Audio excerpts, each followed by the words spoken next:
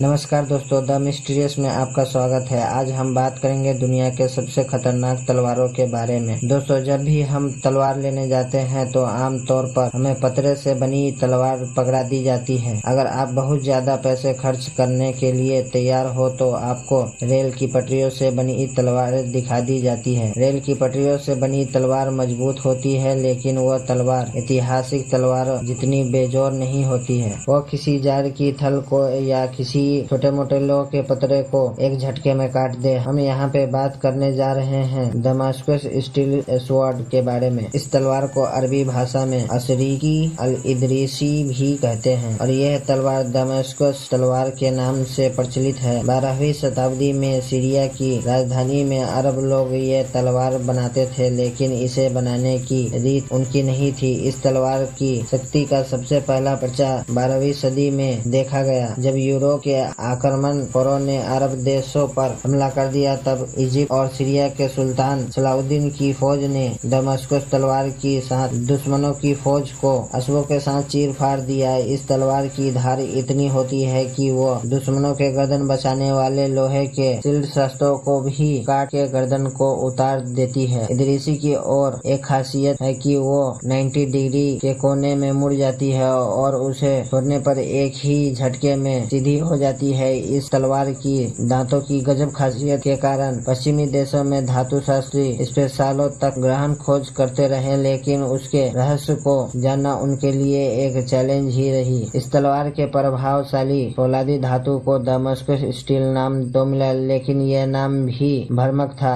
आज का अंग्रेजी शब्द स्टील दरअसल प्राचीन जर्मन शब्द स्टेहल से आया है और यह स्टेहल शब्द भी मूल शक्ति से बना है। इसका अर्थ होता है प्रतिकार करना। तो फिर इसका असली नाम क्या था? तो इस धातु को दिए गए नाम का असली भारतीय नाम वुत है और यह शब्द भी कन्नड़ भाषा के गुमकु शब्द के अपभ्रष्ट से लगभग इसकी सन 500 के आसपास सामग्री दक्षिण भारत में अस्त्र और शस्त्र बनाए जाते थे और उनमें यह वुत तलवार भी शामिल थी। दक्षिण भारत में इस क्वालिटी की तलवार बनाने के लिए इसमें 0.10% से 0.5% तक कार्बन मिलाया जाता था। इस प्रमाण से जरा सा भी ऊंच नीच हो तो बहुत बड़ा परिवर्तन हो जाता था। इसके साथ ही लोहे के मैग्नीशियम, कीनियम, सिलिको, निकोन और रेनियम को भी मिलाया जाता है और यह तकनीकी अरबी धातु शास्त्री जान गए। कैसे जान गए? तो नोर्दीय इतिहास के साथ 12वीं शताब्दी में यहूदी केरल आकर बसे थे और वहां से तलवार बनाने की यह तकनीक अपने साथ अरब देश ले गए। अरब देश में इस तलवार का बड़े पैमाने पर उत्पादन शुरू किया गया। दोस्तों, इस तलवार के आज तक इस सारी बस्तियों को उजाड़ दिया है और कई इतिहास भी बदले हैं। पुराने जमाने में जब इतनी आधुनिक मिसाइलें और टेक्नोलॉजी नहीं थी, तब बेहद जटिल तलवार ही आधुनिक हथियार हुआ करती थी और युद्ध तलवार की धार पर जीती जाती है। ऐसी ही एक बहुत जटिल तलवार पूर्वी देश जापान में बनाई जाती थी, जिसे समुराई तलवार कहा जाता है। इन तलवार को कोमिया परिवार सालों से बना रहे हैं। समुराई तलवार बनाने के लिए महीनों तक हाथों से मेहनत करनी पड़ती है और उसके भी लोह में अन्य द्रव्य मिलाए जाते हैं, जिससे तलवार को जंग नहीं लगता और वह शार्प रहती है। तो आज के लिए इतना ही। वीडियो पसंद आए तो लाइक करें, अगर आप नए हैं तो चैनल को सब्सक्राइब करें। मिलते हैं नेक्स्ट वीडियो।